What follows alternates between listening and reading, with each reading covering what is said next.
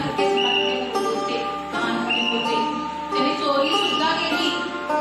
सगळीच लहान मुलं असतात. पण त्या चोरीची एकदा जाणीव झाल्यानंतर परत कधीही चूक त्यांनी केली नाही. ते महत्वाचं.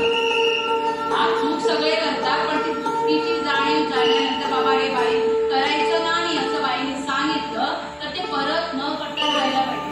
तरच त्याला उपयोग आहे. नाही तर काय आज करणार रे बाईने विचारला करणार परत अभ्यास करणार ना हो बाई परत गेले माझ्या श्याम त्या जीवनात असं श्यामने सगळं केलं पण श्यामने एकदा केलेली चूक परत केली नाही. त्याने पुस्तकात त्याला पुस्तक वाचायचं पुस्तक हे पाहिजे होतं आणि तेव्हासारखी लायब्ररीही नव्हती आणि ते पुस्तक घेण्यासाठी बाजारात उपलब्ध होतं पण पैसे नव्हते. त्यांच्या घरी पाहुणे आलेले होते आणि पाहुण्याने आपला अंगरखा काढून कुंटीला टाकलेला होता. त्याने हळूच त्याच्या खिशात पैसे बघितले, त्याच्यातली एक नोट काढली आणि जाताना त्याने कारण त्यावेळेची गोष्टी आताच्या काळी समजा कोणाच्या खिशात किती पैसे आहेत आणि किती खर्च झाले काही माहीत नसतं, पण त्यावेळी पैशाला खूप महत्त्व होते. तर त्याने ते पैसे जाताना मोजले, जर एक नोट कमी. त्याने विचारलं श्यामच्या बाबांना सांगितलं की असं असं होतं, माझे पैसे कमी झाले. बाबाही आश्चर्यचकित. बाबाला माहित होतं की आपला मुलगा वगैरे काही करणार नाही, तरी सुद्धा त्यांच्या मनात शंका आली म्हणते श्यामला विचार श्याम तू नाही का पैसे काढले? नाही मी कशाला पैसे काढणार, मी नाही काढले. अरे पैसे तर होते. मग आई आली. आई म्हणाली असं कसं होतं? मी श्यामवर नाव घेता श्यामचं. श्याम असा माझा श्याम कधीही करणार नाही. श्याम चांगला मुलगा आहे, तुम्हाला माहित आहे ना. आणि हे बोलणं ऐकल्यावर श्यामला कळून चुकलं की आपल्यावर आईचा किती विश्वास आहे.